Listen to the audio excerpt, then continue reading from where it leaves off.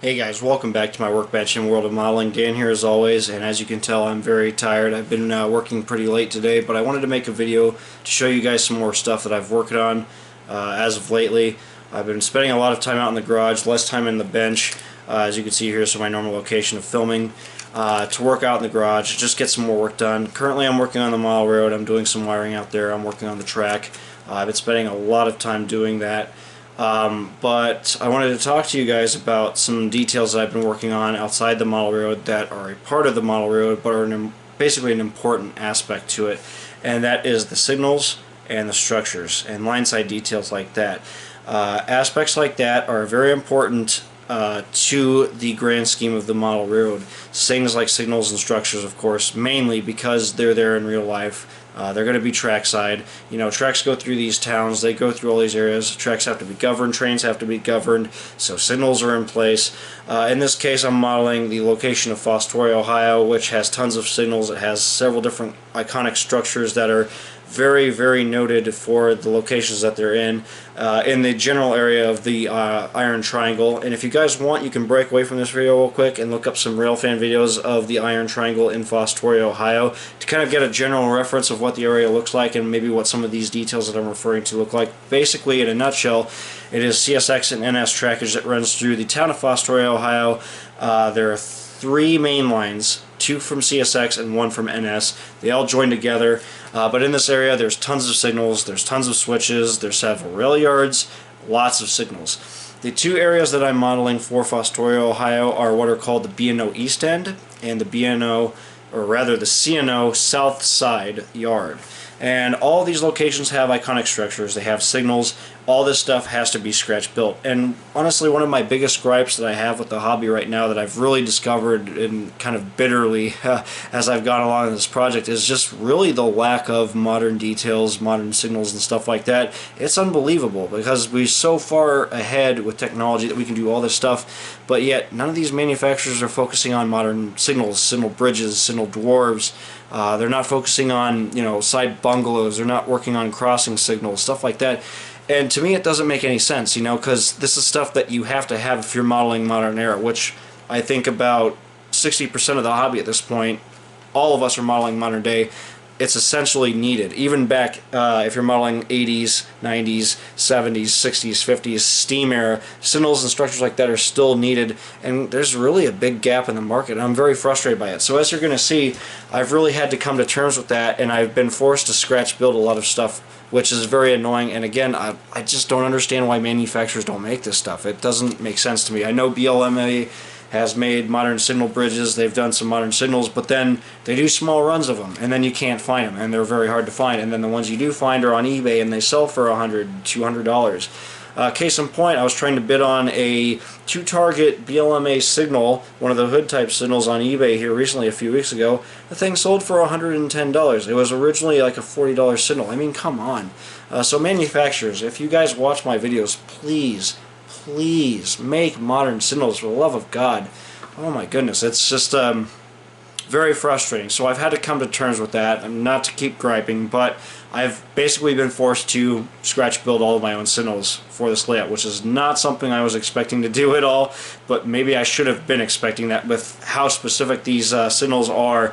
Again, you'll see as I point these out what they look like, but sorry for the long introduction here. There's a lot to talk about with this, but I'm going to basically be showing you guys what I've had to do for modern crossing signals, and line sign structures, having to basically scratch build all of these to get what I need. So we're going to be looking at all this, and you can kind of see my method of madness and what kind of hell I've had to go through over the last 2 months building this stuff. So let's go ahead and get on the workbench here, and we'll take a look at what I've gotten done. Alright, so kicking off this video, I have the first and most important signal to the scene that I'm working on currently, which is Fostoria, Ohio's Columbus Avenue area. You guys can go on roadpicturearchives.net, you can do a Google search of Columbus Avenue, Fostoria, Ohio, CSX trains, for example, and you'll be able to pull up some photos and possibly some videos on YouTube of this area. In the area, this signal bridge dominates a lot of the scene. It's completely recognizable as soon as you take any picture or basically any kind of scene that you can see in this area. immediately the signal bridge is what comes to your attention because it's right there and it's very, very large. It's right in that spot. Again, I tried to copy this as best as I could. I was trying to figure out how to kit bash this. What I ended up deciding to do was I used 2 BLMA signal bridges that I spliced together. What I did was I got one, I modified it and then cut it a little bit, made it slightly longer, and then butted in another section from another BLMA signal bridge. Once I did that, I made my own custom masts from styrene. This is just styrene rod. I put the little top caps on them, and then I also proceeded to add the little cages and other little details to it. So if you look here, I have the walkways installed. These are the stock walkways that I modified and reinstalled on the bridge. You can see there's no guardrails or anything other than the little cages and in the ladder area, but other than that, these are pretty exposed. As you can see, I added the little cages. These are scratch built from styrene, and then I put the little railings on them. The ladders here are by Tichy, and then again you can see I just kept a lot of the stock detail parts, but I removed the plastic bases to this. That way it sits flush in the ballast on the model railroad just like the real thing. Looking at the signal heads, which is again the most important aspect to the signal bridge, you'll notice the very interesting and unique configuration of signals here.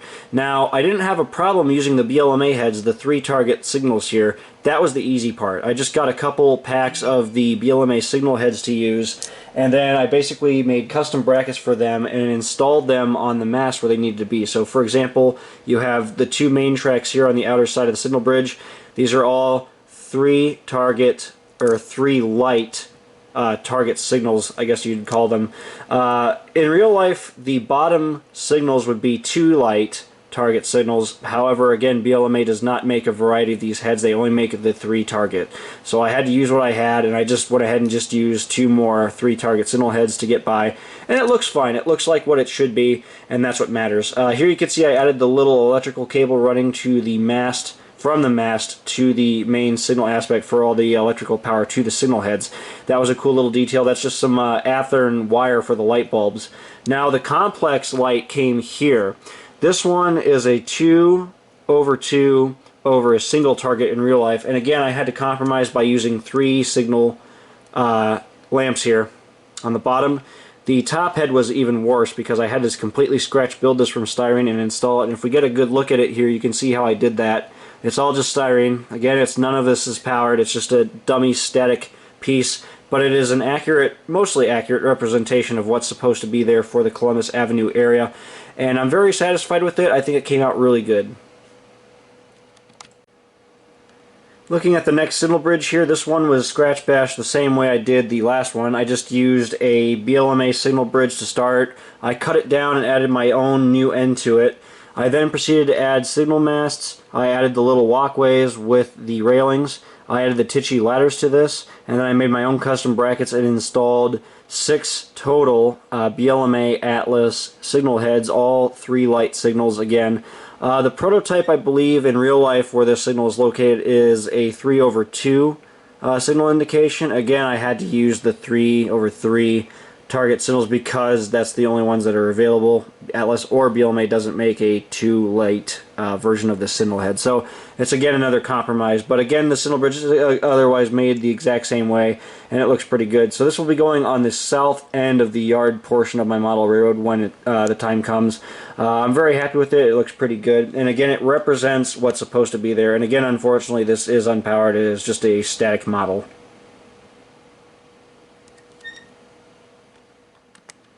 Now this next one here is very unique in that this is located in the main portion of the CNO north end of the yard. Again, on the section of the model road I'm currently not working on, but when the time comes I will need this signal bridge. And again, I was trying to contemplate how I was going to make this. I really didn't want to have to scratch build all these signal heads and do all this. So again, I had to make some compromises. I had to compress it a little bit for the scene. What I ended up doing is basically the same method I used for the last signal we just discussed. I just cut down a BLMA signal mast, basically a 3-track signal bridge, shortened it, and then I added my own new little end to it. So you have the little closed clearance there. I just fabricated that from styrene and added that, and then I added the little walkways on the top, which are photo etched. I then added my own signal masts. I added the cages with the brackets. I added the Tichy walkway railings there, the ladders. And then for all the signals, again, I have the BLMA Atlas 3 light signal heads mounted on individually made brackets. Basically this one is pretty unique because it governs the north end of the B&O center sighting. It is a very unique layout of track. These two signal sets here are track 1 and track 2. So they're both the main line tracks. The center sighting is in the center, obviously why it's called center sighting, and it has a very unique signal aspect here where you have basically two warning light signals here, and then you have a 3 target here. In real life, I believe on the bottom it's a 2. Again, I had to just scratch build a 1 just to make it look somewhat realistic and a little bit more prototypical. It ended up working out though. You can see it's a very unique looking signal. I'm sure no one else has anything like this. I'm probably the first to have done something like this. I'm not saying I'm proud of that. It's a lot of work to do this, but you know, it works out. Again, it's unpowered, unfortunately, but it will do the job for representing what's there in the yard when it comes time to putting it on the model road. Again, it looks really cool though. Wrapping up this portion of the video here, the very last signal I built was this 2-target standard mast signal. Now BLMA does make a version of this signal that I could have got, but unfortunately they're really rare and very hard to find, and I don't want to spend weeks trying to find one, and when I find one I have to pay $100 for it. So since I had all the parts and I had been scratch building signals, I was like, well, I mean, all of them are unpowered anyway, might as well make another one that's a static model. So I put some parts together. I made my own custom mast, my own custom little base. I added a little electrical relay cabinet. Again, my own custom made walkways with the cages, which is very cool. That's all very fine styrene detail. I added titchy walkways to this again, the ladders, and then I put the little anti-climb plate on there to avoid letting people climb this, basically up this thing. It's a safety device. They take it off when they do maintenance on these signals, but these are actually locked onto the main ladder portion. Again, I made my own little styrene brackets to support the BLMA signal heads. Once I made the brackets, I painted the entire signal silver, and then I installed the BLMA signal heads, and again, they're 3-target, and this will again be located in the CNO yard on the north end, right next to that signal bridge we showed in the last clip. Again, the detailing is pretty cool, and it wasn't that hard to scratch up. It just took a little bit of time cementing everything in place. That was really the biggest amount of time, but other than that, fabricating all these little parts was relatively easy.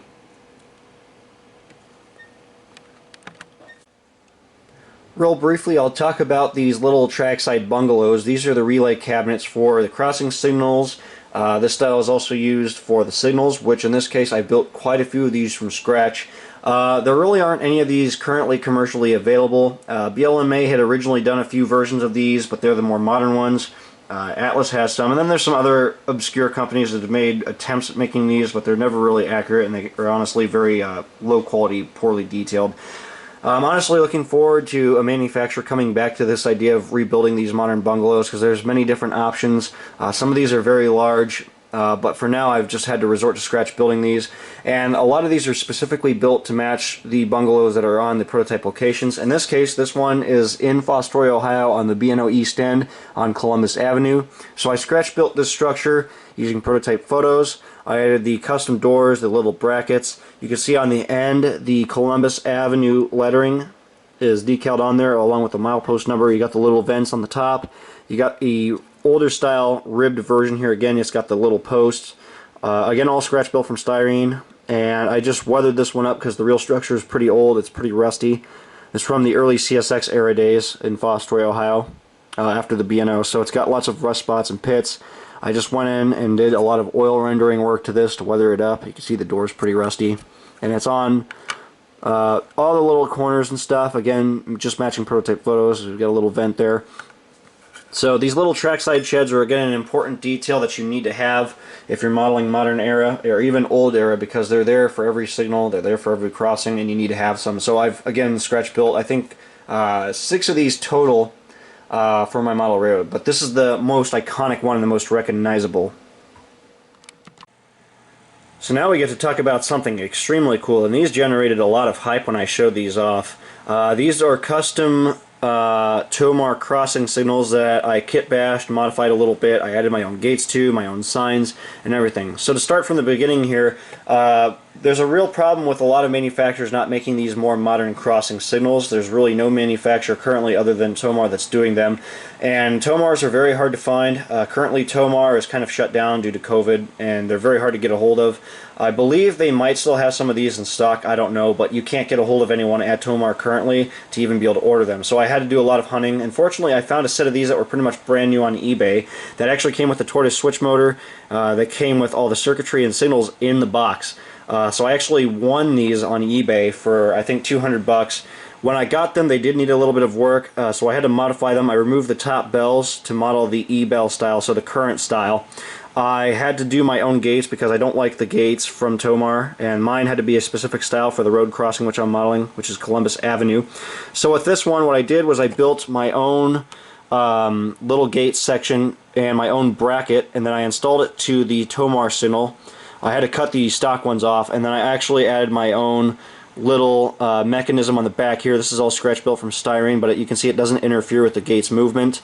I added my own little blue signs. These are the crossing warning, contact information decals, so I just installed those to some styrene. These have the LEDs, which is pretty cool, and then I built my own 3-track sign and used some custom decals for that. You got the railroad crossing sign. Now the cool part with these gates is that they're completely operable and they're completely reflective, so I just cut some strips of safety tape the size for these crossings, and on both sides they're completely reflective, and I even installed the reflective tape to the back of the crossing signal as well, which is prototypical. And you can see again they look very, very nice. Both ones are done up. This one will be for the opposite side, so when you look at the crossing on my model railroad, this is how it'll be set up. You can see one has the 3 tracks, and then one is a mistake. I accidentally forgot to put an S, so I put 3-track. I didn't really want to redo it, and since this one's going in reverse this way anyway, I figured no one would notice, but just wanted to point that out. So there's the really cool crossing signals which I custom made for this project, and these will be installed shortly on the mount, and they will actually be operable. Alright, so it's been a little while since I made those last couple clips, and here's one of the bridges officially installed on the model railroad in the completed scene. You can see it really brings the scene to life and makes the main line look a lot more realistic, and again it's very unique and it's prototypical to this location. You can see it just blends right in with the scenery, the trees, and everything else. I'm not going to give you any more sneak peeks of this. I'll have to give you guys more on the layout later. But as you can see, when the signal bridges blend in with the scenery, it looks very, very prototypical, very realistic. So I'm very happy with how all these came out. So thank you for watching this video, guys. I'll have more updates later. And in the next video, we'll be talking about the scale structures I've scratch built for this layout. So you guys can stay tuned for that. Take it easy, guys.